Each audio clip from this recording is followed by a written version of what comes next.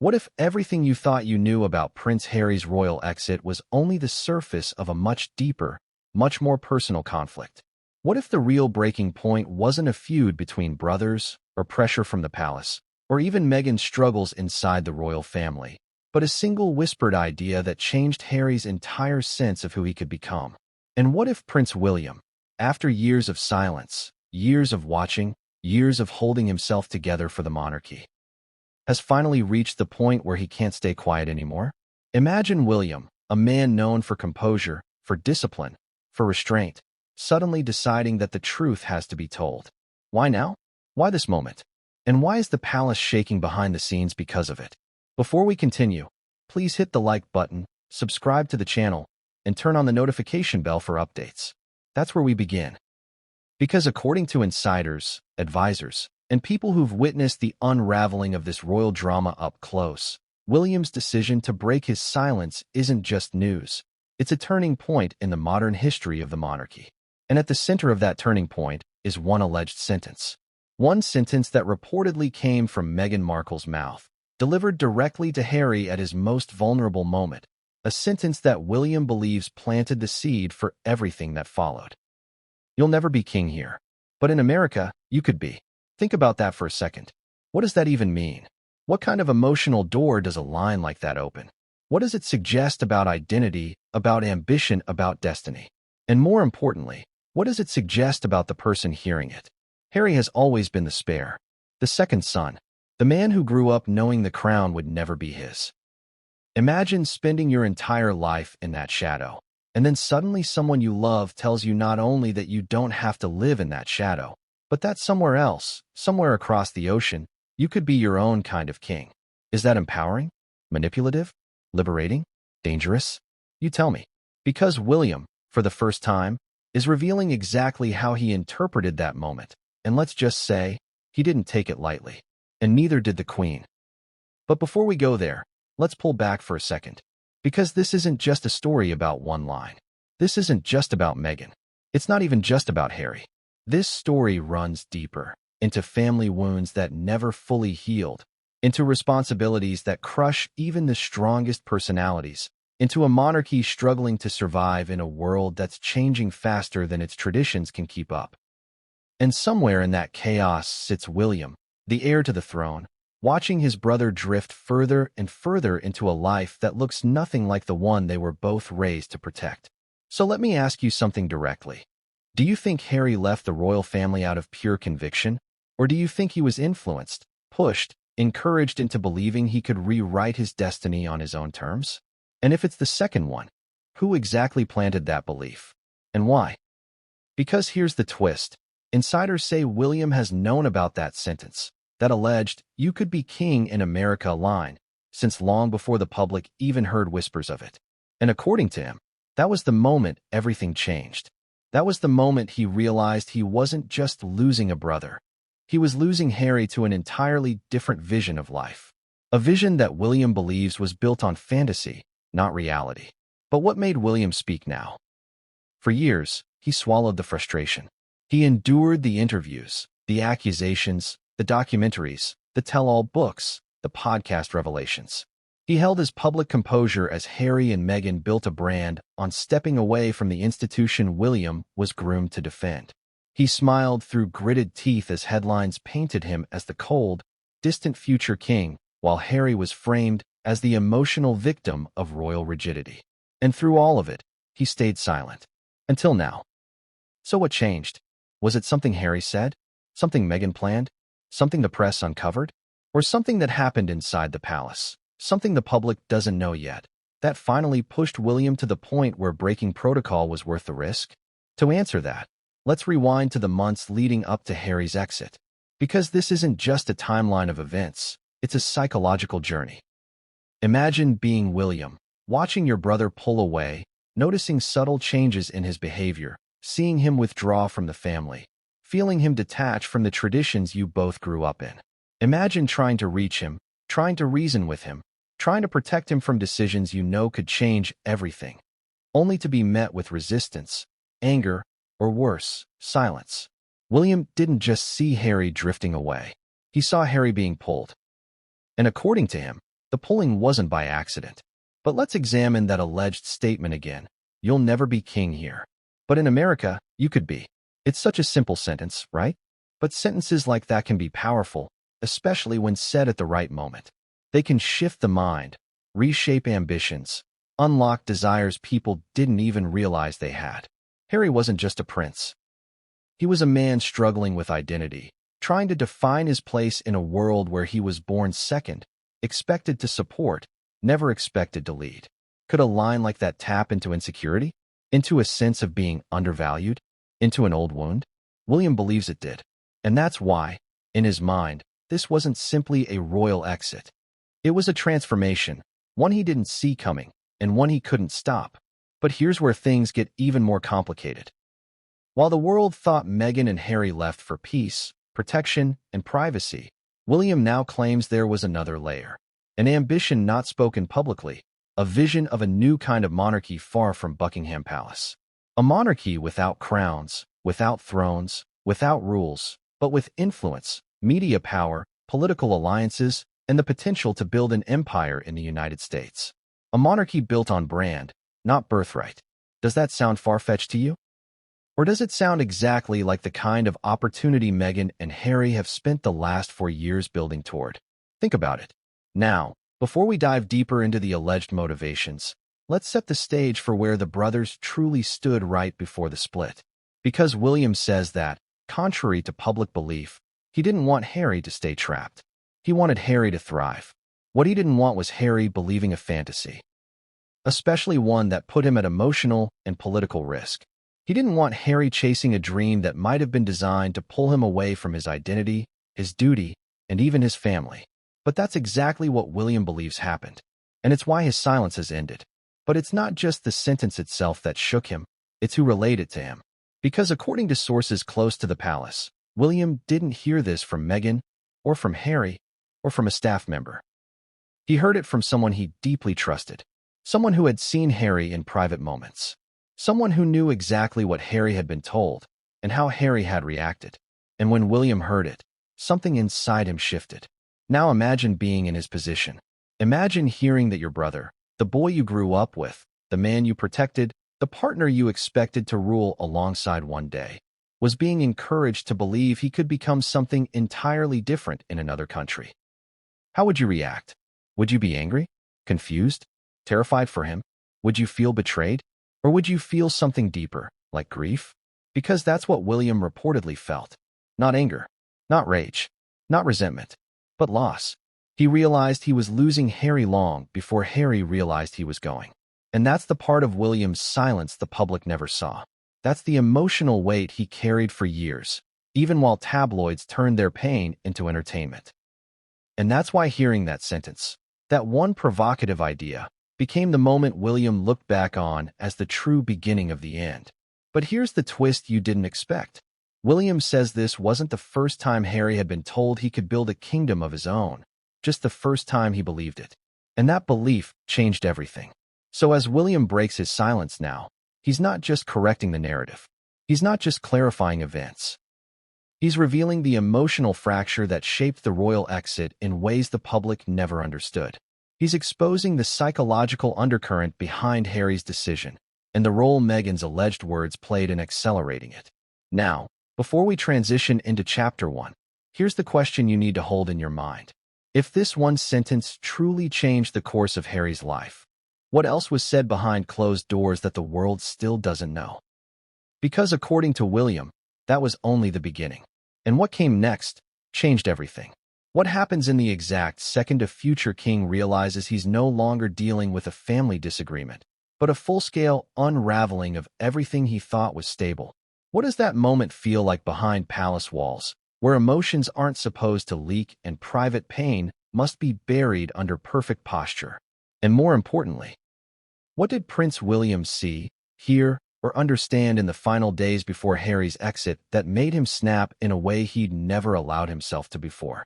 Because if the introduction left you wondering what came after that whispered idea, that you'd never be king here, but in America you could be revelation, then Chapter 1 begins with the exact moment William realized this wasn't a phase, this was a seismic shift. And the timing couldn't have been worse. The first sign didn't look dramatic. It didn't start with shouting or arguments or accusations. Instead, it began with silence, the kind that stretches too long, sits too heavy, and feels suspicious even before anyone admits something is wrong. William felt it before anyone else. He sensed something tightening, something pulling, something about Harry shifting in a way he couldn't quite name yet. Imagine having a brother you've grown up with your entire life. The boy you shared a room with, fought with, laughed with, protected, confided in, suddenly becomes someone you couldn't predict anymore. Someone who recoiled from your advice. Someone who stopped returning calls. Someone who moved like he was following a new script written by someone you didn't know.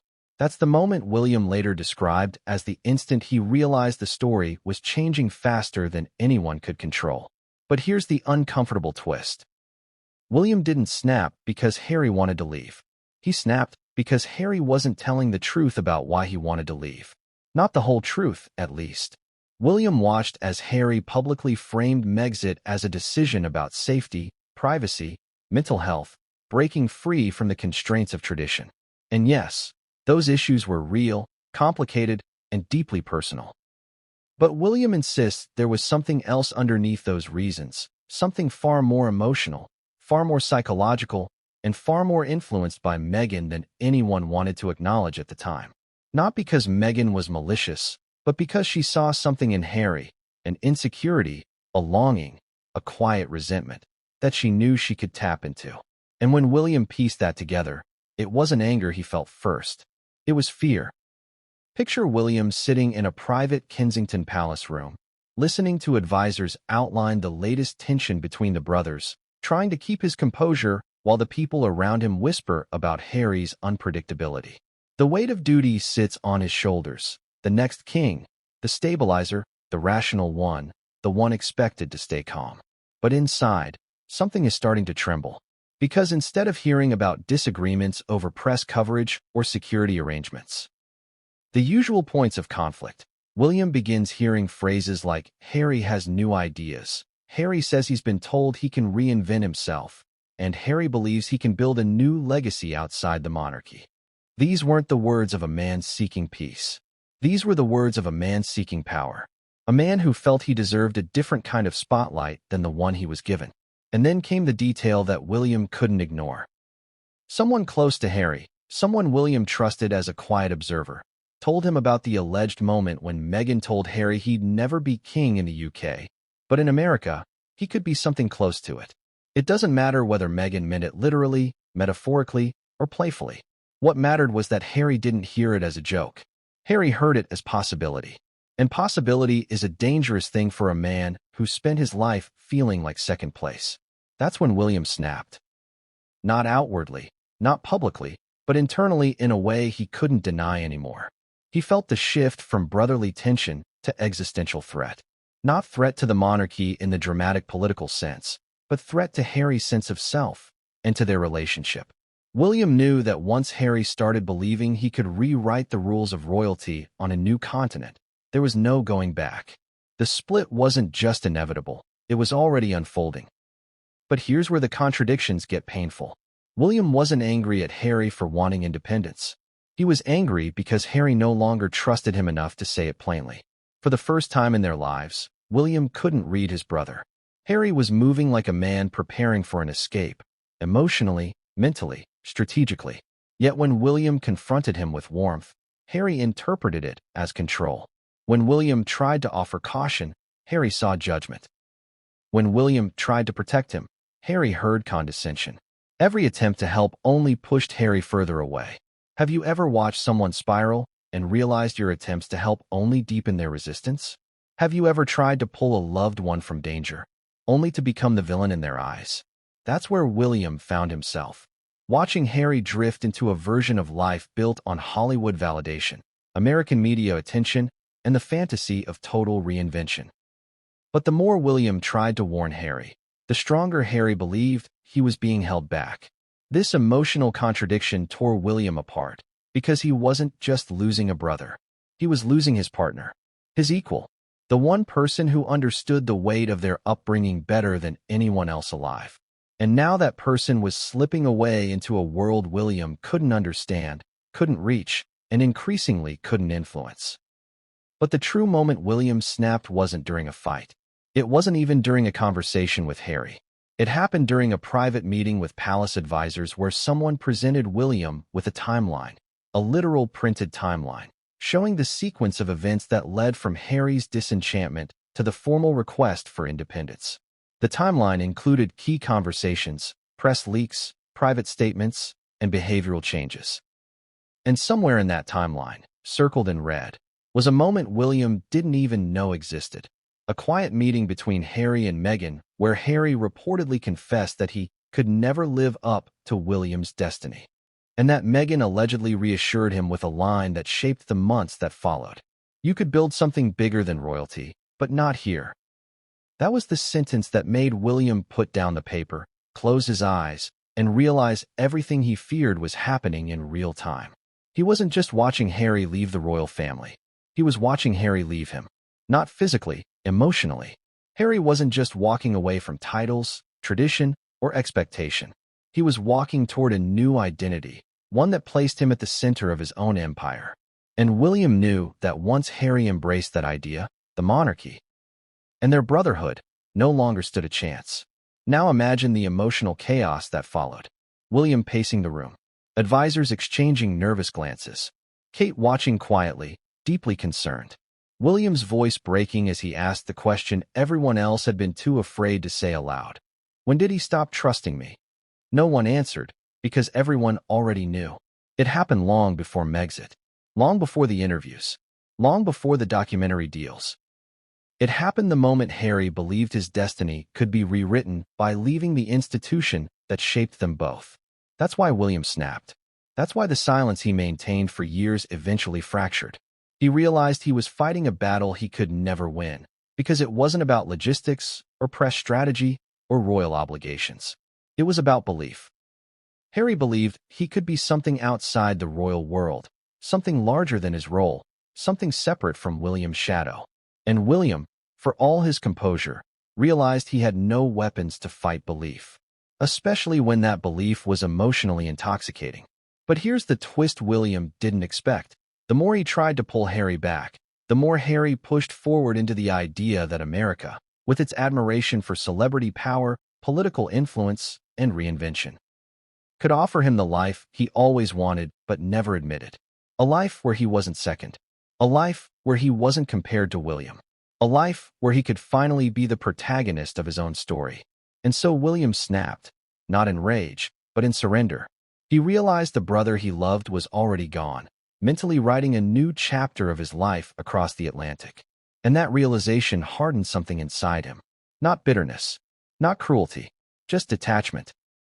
The protective detachment of a man who knew the next stage would be painful, public, and devastating. But what came next? The confrontation that followed, the words exchanged, the final attempt at reconciliation, turned this emotional collapse into a point of no return. And no one, not even William, saw what Harry said next coming. What if the version of Harry's royal exit you think you know, the polished, media-ready, carefully crafted narrative, is only half the story? What if behind every interview, every emotional confession, every public explanation, there was a second version playing out in private? A version that Prince William now says he never agreed with, never recognized, and never believed was accurate?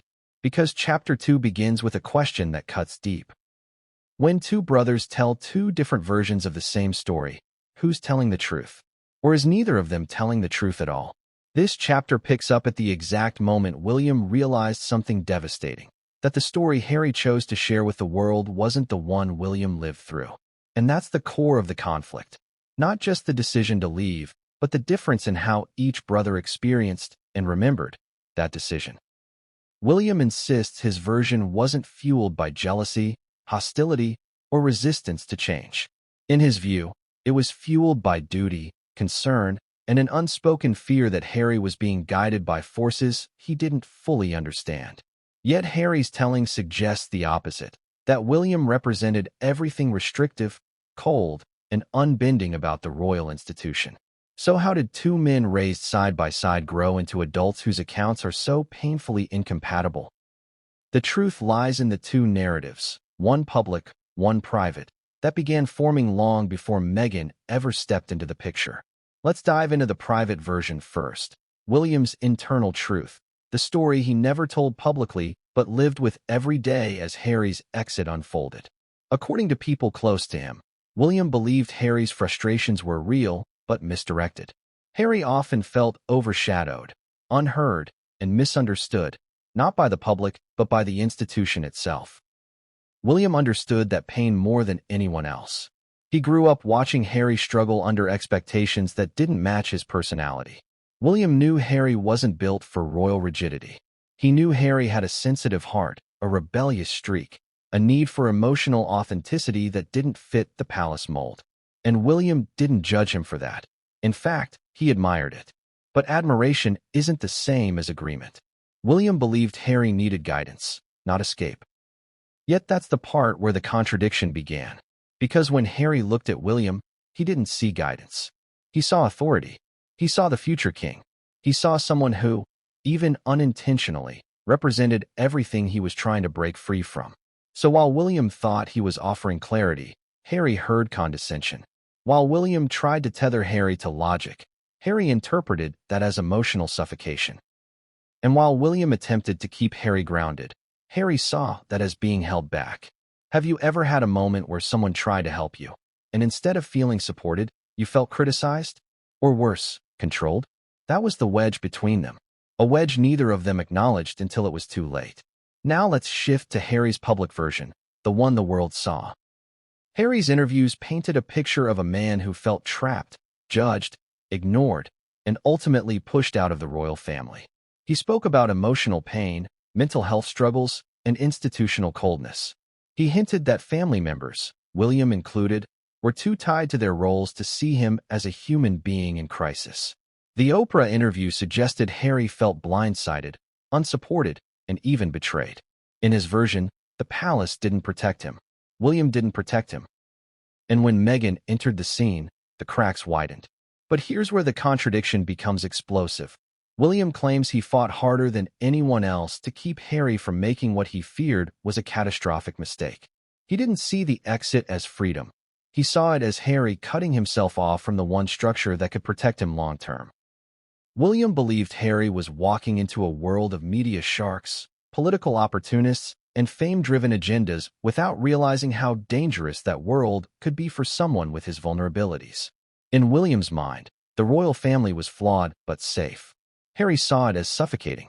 Two truths, both emotional, both understandable, both incompatible. So when Harry went public with his version, William didn't just feel misrepresented, he felt erased. His attempts to help had been turned into accusations of negligence. His attempts to reason had been reframed as emotional coldness. His attempts to protect had been interpreted as suppression. Imagine how deeply that cuts. Imagine watching someone you love retell your story in a way that turns you into the villain. That's where the real resentment began. Not at the exit itself, but at the rewriting of history. But here's the twist. William claims he never wanted Harry to stay trapped in a system he didn't believe in. What he wanted was time. Time to negotiate, time to adjust, time to create a hybrid role that could keep Harry close to the family while giving him the freedom he needed. William envisioned Harry traveling the world as a global ambassador, championing causes, using his charisma and relatability to modernize the monarchy. He imagined a future where they ruled side by side. William taking the throne, Harry taking the spotlight. A partnership, a balance, a new era. But that's not the future Harry wanted. And here's where William's version and Harry's version collide head-on. Harry insists he asked for half in, half out. William claims Harry demanded it instantly, without compromise, without process, without considering the political fallout. William says Harry wanted Hollywood-level independence while still holding palace-level privileges. Harry says he was denied everything because the institution never wanted to change. Who's right? Or are both brothers telling the truth from different emotional angles? Because William now reveals something the public never knew. Before the formal announcement of Megxit, there was a conversation in a private room. A conversation William describes as the moment I realized the divide between us had become irreversible. It wasn't a fight. Not yet. It was an exchange of truths that neither brother wanted to hear. William told Harry he was moving too fast. Harry told William he was moving too late. William said Harry was being influenced by outside forces. Harry said William was being constrained by inside ones. William insisted he needed more time to protect the family. Harry insisted he had no more time to give. The conversation escalated. Tension swelled. Unspoken resentments finally broke the surface. And then Harry said something William never forgot. "You don't understand what it's like to be me." To Harry, it was an emotional confession. To William, it was a knife in the chest. Because William had spent his entire life trying to understand Harry, shielding him, defending him, carrying the emotional weight of being the steady one so Harry could breathe freely. And yet, in one sentence, Harry erased all of that. That's when William felt something break inside him. But the moment that truly pushed William over the edge didn't come from Harry, it came from Meghan. Not through confrontation, not through an argument, through omission.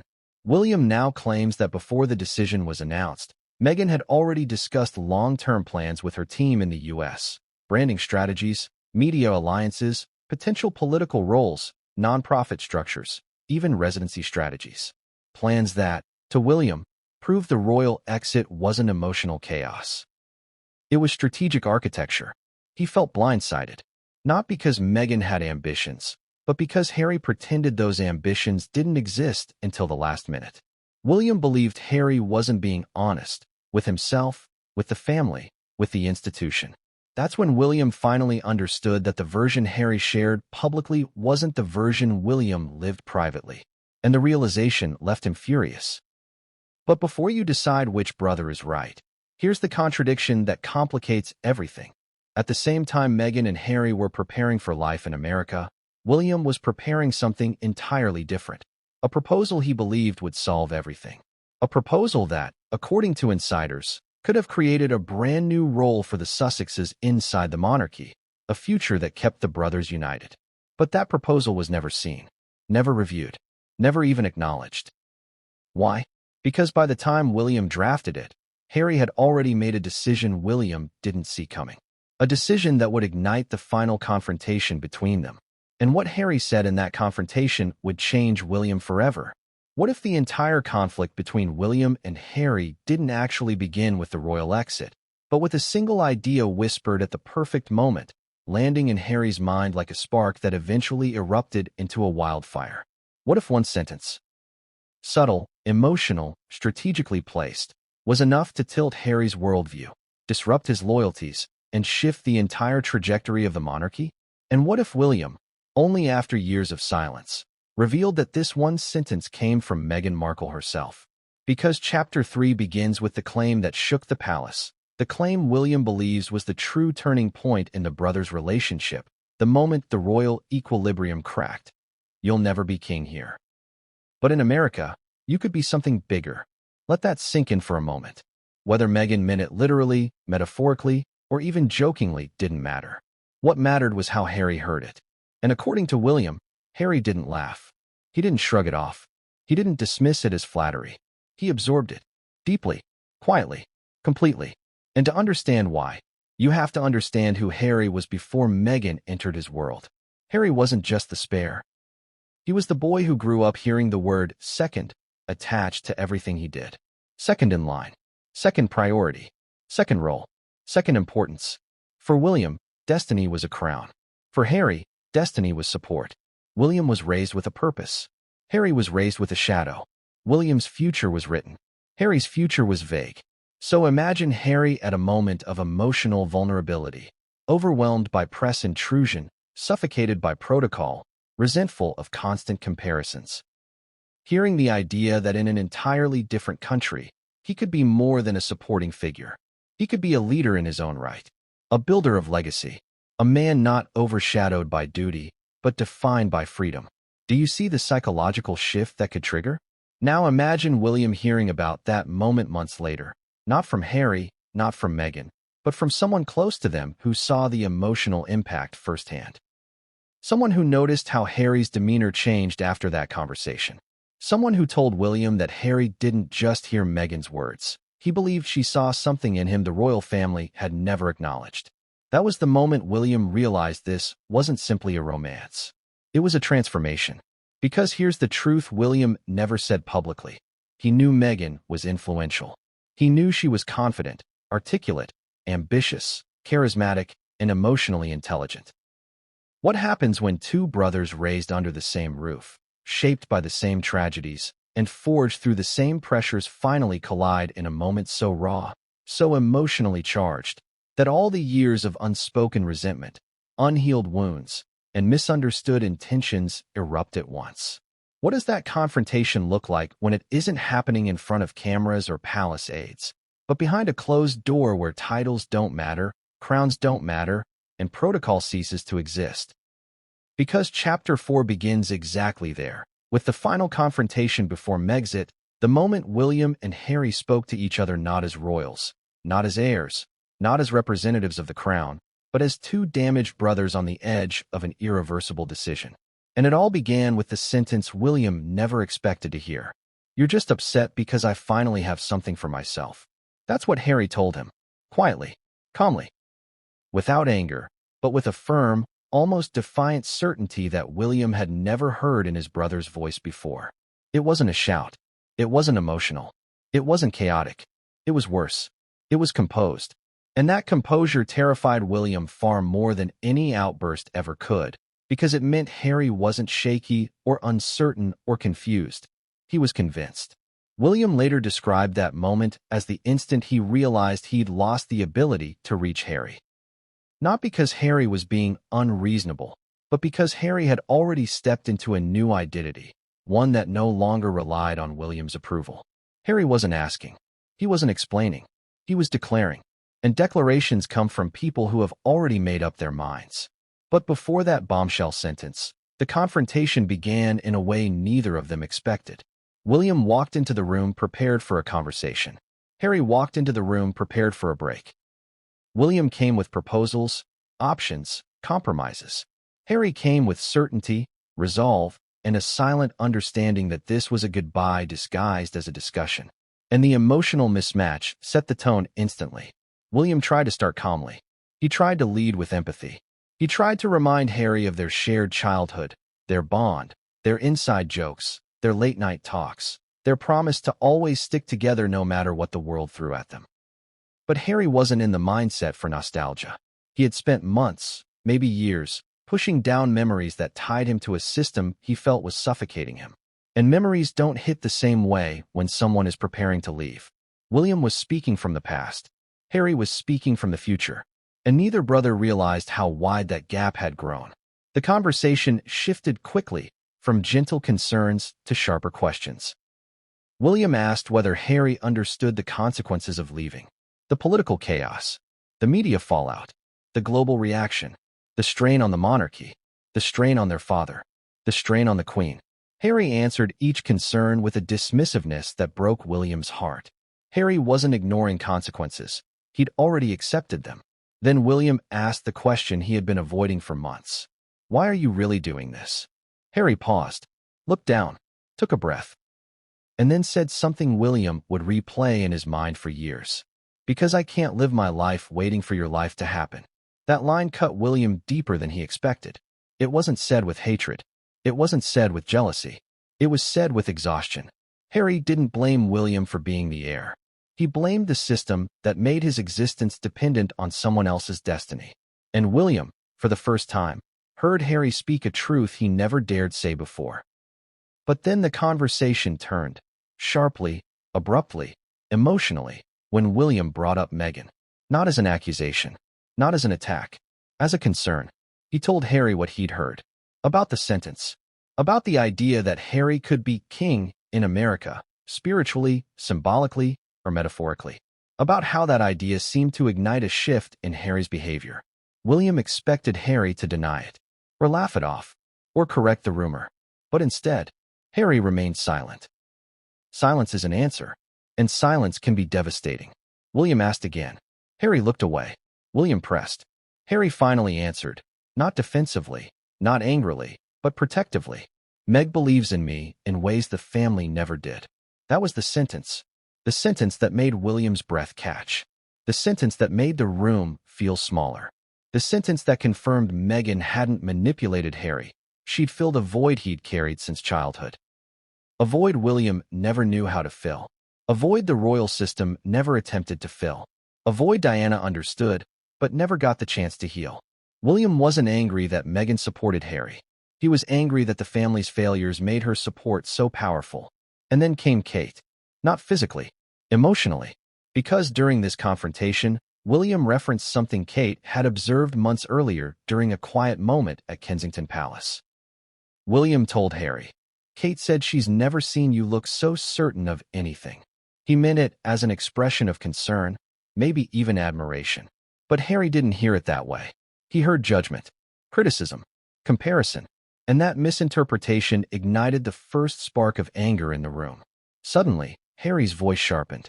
"You're all trying to control me. You always have." William stepped forward, stunned. Because in his mind, William had spent his entire life trying to protect Harry. Not control him.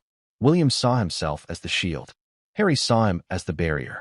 That contradiction, that emotional misunderstanding, that lifelong misalignment crashed into the moment with full force.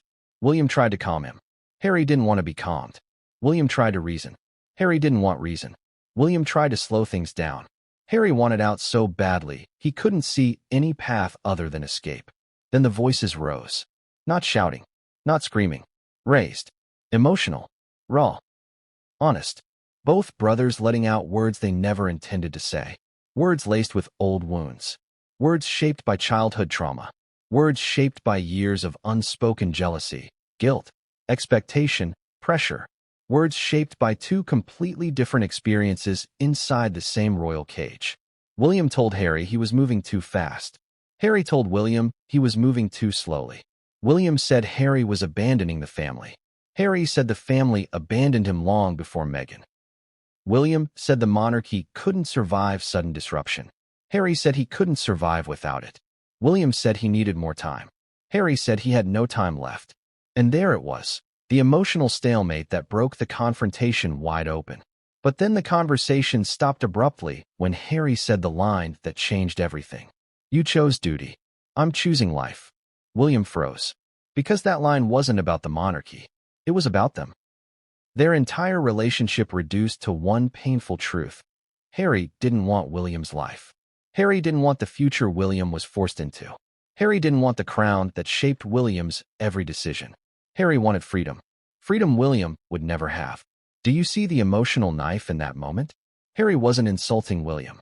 He was rejecting the system that defined William's existence. And that rejection felt, to William, like a rejection of him.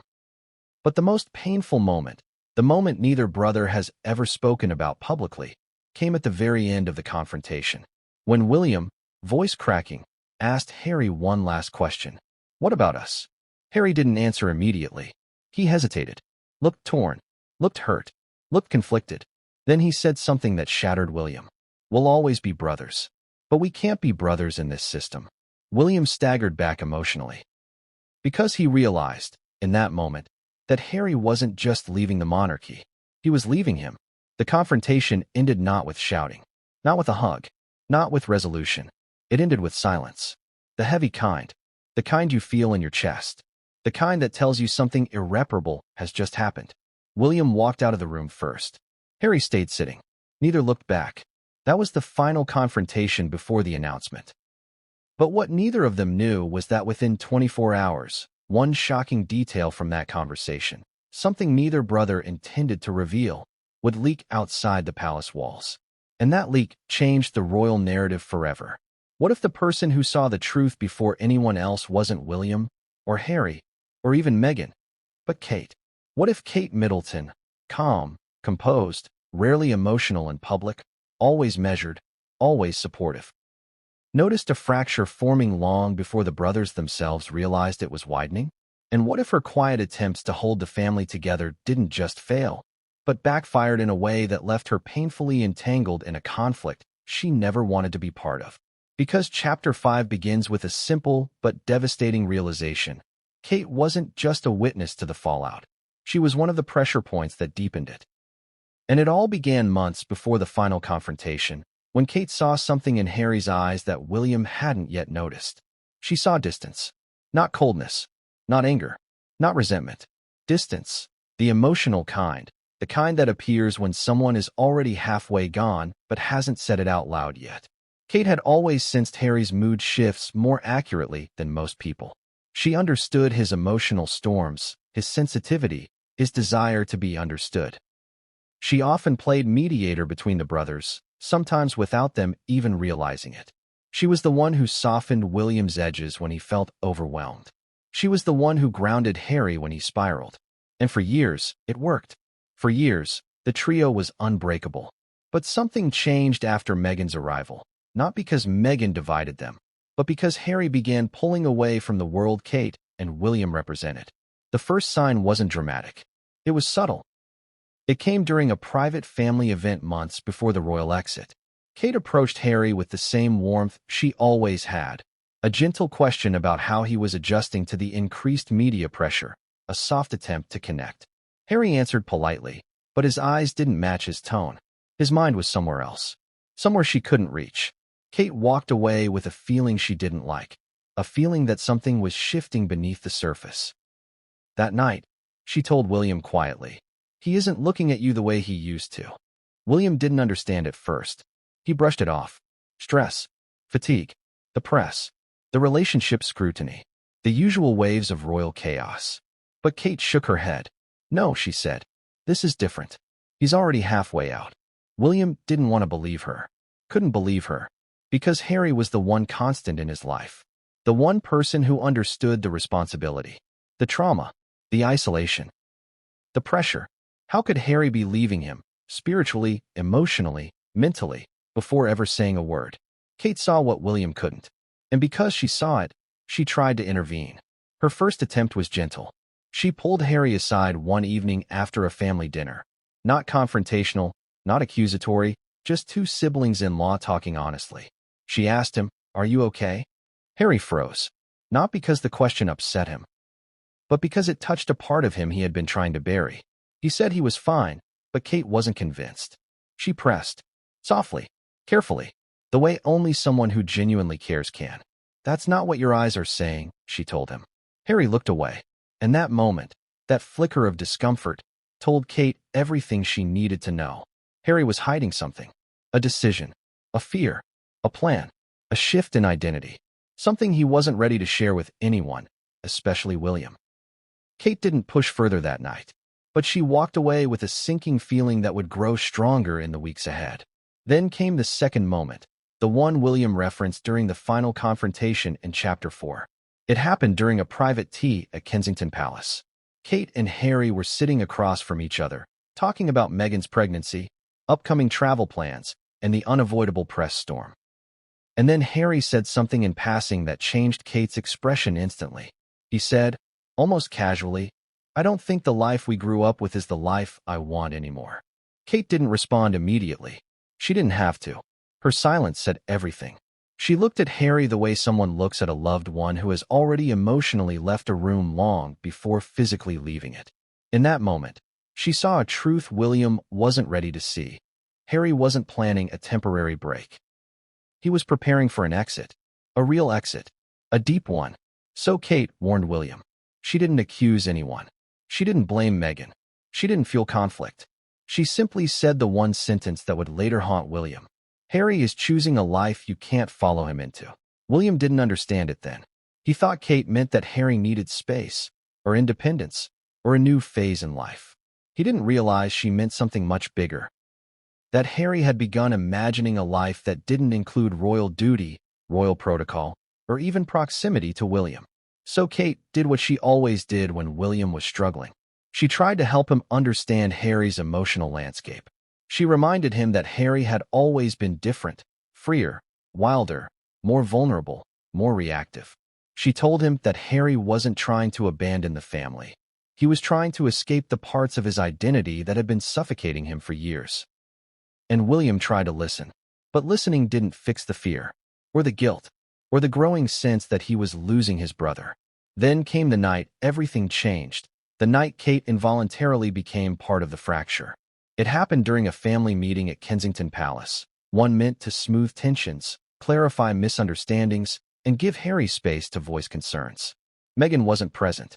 William and Kate were. Harry was tense, guarded, and distant. The conversation was going nowhere. William spoke with logic. Harry answered with emotion. William tried to offer structure. Harry rejected it. Kate watched the brothers circle each other like two sides of a storm. One calm and rational, the other desperate and restless. She knew they were speaking different emotional languages. And then she made the mistake. She stepped into the conversation, hoping to translate between them, to bridge the gap, to mediate like she'd done dozens of times before. She said, gently, I think what William is trying to say is that he loves you and wants you to feel supported. It was meant to soften the moment. Instead, it triggered Harry.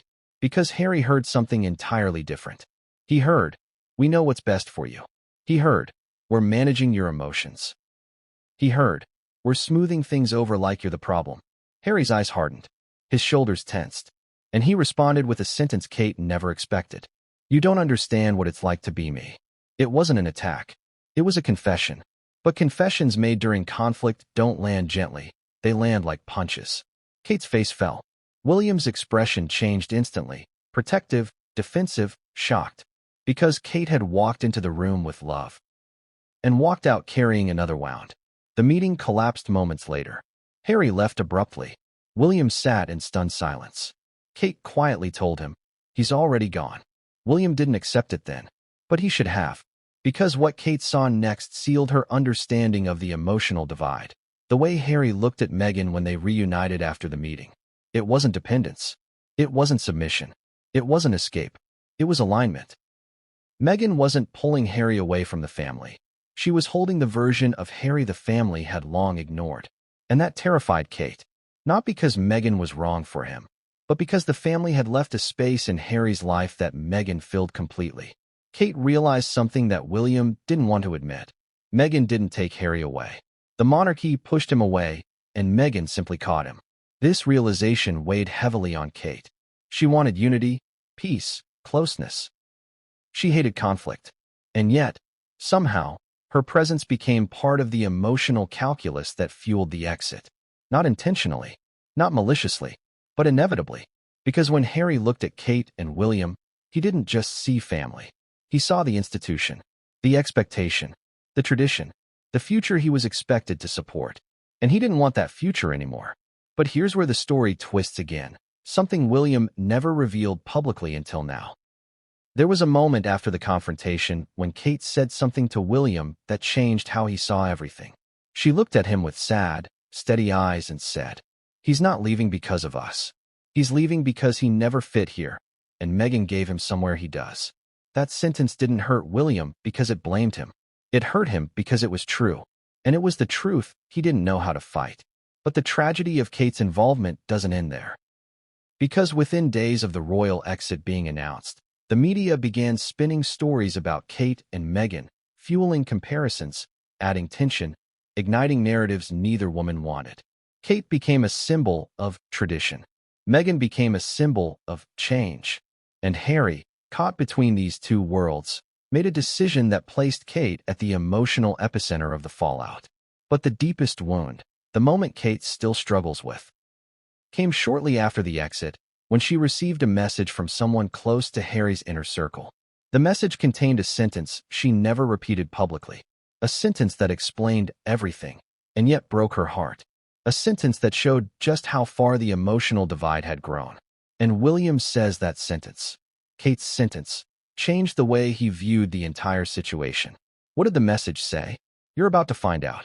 The next chapter reveals it. And it's something no one saw coming.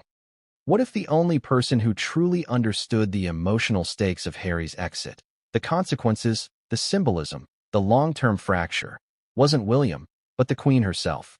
What if Queen Elizabeth II, with her decades of perception, restraint, and unmatched intuition, saw the danger long before anyone else acknowledged it, and tried to warn William in private? And what if those warnings weren't gentle, weren't subtle, weren't ceremonial, but urgent, personal, and prophetic? Because Chapter 6 begins inside the most sacred space of the monarchy, the private conversations between William and the Queen. Conversations that shaped William's view of the crisis. conversations he never intended to reveal until now. The moment Kate received that quiet, heartbreaking message from Harry's circle, the one she showed William in Chapter 5, everything accelerated. The message read, "He feels judged by all of you, even when you're silent." Those words hit Kate like a blow to the chest. They hit William harder, because the one thing William believed he had never done to Harry was judge him. But Harry felt judged anyway. Harry interpreted caution as criticism. He interpreted concern as control. He interpreted silence as disappointment. Kate cried. William didn't. But he felt something break inside him. Not anger, not resentment, but helplessness. He realized something he should have understood earlier. Harry wasn't leaving to hurt William. Harry was leaving because staying hurt him. And so William went to the only person left who could understand the weight of losing a family member to the pressures of the crown, his grandmother, the Queen. He arrived at her private sitting room at Windsor Castle, still reeling from the confrontation, the failed mediation, Kate's message, and the emotional fallout that no one outside the family understood. And the moment he stepped inside, he saw something he never expected. The Queen wasn't composed. She wasn't cold. She wasn't detached. She looked tired. Not physically tired, emotionally tired. The kind of tired that comes from watching history repeat itself in ways she'd tried her entire life to prevent. She gestured for him to sit. He did. And then she said something that chilled William instantly. "We are about to lose him, aren't we?" It wasn't a question. It was a statement. A realization. A quiet grief. William nodded slowly. The Queen closed her eyes. And then she revealed something William had never known. That she had seen this coming long before anyone else. She told him, Harry has always struggled between duty and emotion. And someone who struggles that deeply will always seek a place where emotion is allowed to win. William didn't understand. He asked her what she meant. The Queen replied, "You were born to rule. He was born to feel." That was the sentence that stopped William's breath. Because suddenly, everything made sense. Not just Harry's exit, but the decades of emotional patterns before it. Harry wasn't trying to escape responsibility. He was trying to escape pain. Pain the monarchy didn't know how to soothe. Pain William couldn't fix. Pain Meghan amplified, not by causing it, but by offering relief.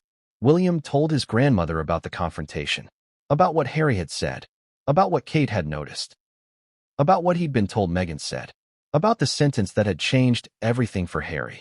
The Queen listened quietly, taking in every detail.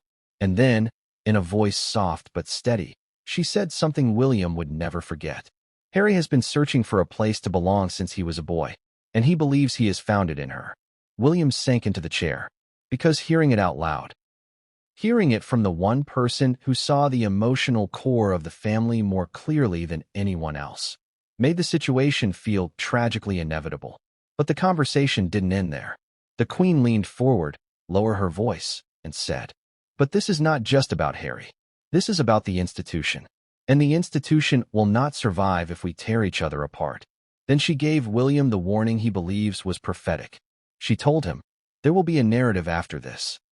One the world will believe. And if we are not careful, it will not be the truth." William didn't fully understand what she meant at the time, but her tone was unmistakable. She was afraid.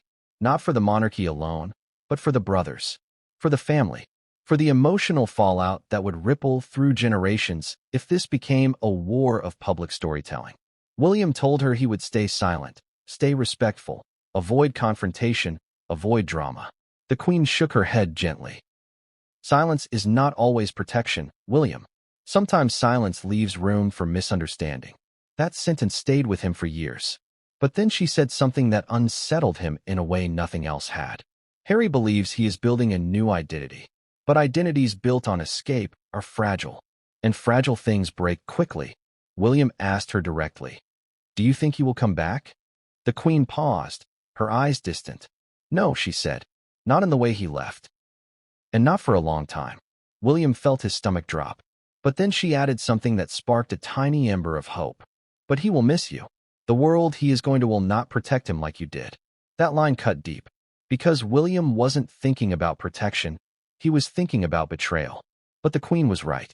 Harry's emotional vulnerabilities were not suited for a world where fame replaced duty, where media replaced structure, where ambition replaced tradition. William realized he wasn't afraid of losing Harry to Meghan. He was afraid of losing Harry to America. But the most shocking part of the conversation came next. The Queen confessed something William had never heard. "There was a time I thought your mother might leave too." William froze. The Queen explained that Princess Diana, before her divorce, had confided in her about feeling suffocated, misunderstood, and emotionally trapped. The Queen admitted she feared Diana would choose a new life at any moment, that she was looking for a place where she could breathe. And when the Queen looked at Harry, she saw echoes of Diana's emotional battle, the longing for freedom, the pain of scrutiny, the fear of being trapped, the desire to belong somewhere beyond the palace walls. William felt tears burn behind his eyes, because for the first time, someone was acknowledging what he always felt but never said. Harry's exit wasn't rebellion, it was inheritance, not from the crown, from Diana. But then the Queen said the sentence that truly shook him. "Your mother left emotionally before she left physically, and Harry may be doing the same." That was the moment William understood this wasn't a phase. It wasn't a crisis. It wasn't a temporary conflict. It was a transition, one the monarchy couldn't prevent, one William couldn't fix, one Harry couldn't reverse. But the Queen wasn't done. She leaned closer, looked directly into William's eyes, and said something that would later echo in William's mind when he finally broke his silence years later. "The greatest danger is not Harry leaving. The greatest danger is the story he tells about why he left." Meaning, the narrative might become more powerful than the truth, and that narrative could shape the world's view of the monarchy forever. William asked her how he should prepare. The Queen answered with a warning so stark, it still chills William to this day. "Someone will take advantage of Harry's pain. Someone always does." William immediately thought of Meghan. But the Queen shook her head. "Not her. Others. Many others. The world loves a wounded prince. And where there is sympathy, there is power." William didn't know how to respond. But then she placed a hand on his and said, "You must remain steady, even when he is not." That was the Queen's greatest instruction, her final emotional command, her reminder that William's role wasn't just to be king one day. It was to survive the emotional storm coming for the family. But before William left the room, the Queen delivered one final prediction, one that has now become haunting in hindsight. "This will get worse before it gets better. And when it gets worse, it will be very public." William asked her what she meant. She only said, "You will see." And she was right. Because only weeks later, the monarchy was hit with the biggest twist yet, one that exposed a side of Harry William never expected to see. And that twist came from America. What if the version of Harry's royal exit you think you know, the polished, media-ready, carefully crafted narrative, is only half the story? What if behind every interview, every emotional confession, every public explanation, there was a second version playing out in private? A version that Prince William now says he never agreed with, never recognized, and never believed was accurate? Because Chapter 2 begins with a question that cuts deep. When two brothers tell two different versions of the same story, who's telling the truth? Or is neither of them telling the truth at all? This chapter picks up at the exact moment William realized something devastating, that the story Harry chose to share with the world wasn't the one William lived through. And that's the core of the conflict. Not just the decision to leave, but the difference in how each brother experienced and remembered that decision. William insists his version wasn't fueled by jealousy, hostility, or resistance to change. In his view, it was fueled by duty, concern, and an unspoken fear that Harry was being guided by forces he didn't fully understand. Yet Harry's telling suggests the opposite, that William represented everything restrictive, cold, and unbending about the royal institution. So how did two men raised side by side grow into adults whose accounts are so painfully incompatible? The truth lies in the two narratives, one public, one private, that began forming long before Meghan ever stepped into the picture. Let's dive into the private version first. William's internal truth, the story he never told publicly but lived with every day as Harry's exit unfolded. According to people close to him, William believed Harry's frustrations were real but misdirected. Harry often felt overshadowed, unheard, and misunderstood, not by the public but by the institution itself. William understood that pain more than anyone else. He grew up watching Harry struggle under expectations that didn't match his personality. William knew Harry wasn't built for royal rigidity. He knew Harry had a sensitive heart, a rebellious streak, a need for emotional authenticity that didn't fit the palace mold. And William didn't judge him for that. In fact, he admired it. But admiration isn't the same as agreement. William believed Harry needed guidance, not escape. Yet that's the part where the contradiction began. Because when Harry looked at William, he didn't see guidance. He saw authority. He saw the future king. He saw someone who, even unintentionally, represented everything he was trying to break free from. So while William thought he was offering clarity, Harry heard condescension. While William tried to tether Harry to logic, Harry interpreted that as emotional suffocation. And while William attempted to keep Harry grounded, Harry saw that as being held back. Have you ever had a moment where someone tried to help you, and instead of feeling supported, you felt criticized? Or worse, controlled? That was the wedge between them. A wedge neither of them acknowledged until it was too late. Now let's shift to Harry's public version, the one the world saw. Harry's interviews painted a picture of a man who felt trapped, judged, ignored, and ultimately pushed out of the royal family. He spoke about emotional pain, mental health struggles, and institutional coldness. He hinted that family members, William included, were too tied to their roles to see him as a human being in crisis. The Oprah interview suggested Harry felt blindsided, unsupported, and even betrayed. In his version, the palace didn't protect him. William didn't protect him. And when Meghan entered the scene, the cracks widened. But here's where the contradiction becomes explosive. William claims he fought harder than anyone else to keep Harry from making what he feared was a catastrophic mistake. He didn't see the exit as freedom. He saw it as Harry cutting himself off from the one structure that could protect him long-term. William believed Harry was walking into a world of media sharks, political opportunists, and fame-driven agendas without realizing how dangerous that world could be for someone with his vulnerabilities. In William's mind, the royal family was flawed but safe. Harry saw it as suffocating. Two truths, both emotional, both understandable, both incompatible. So when Harry went public,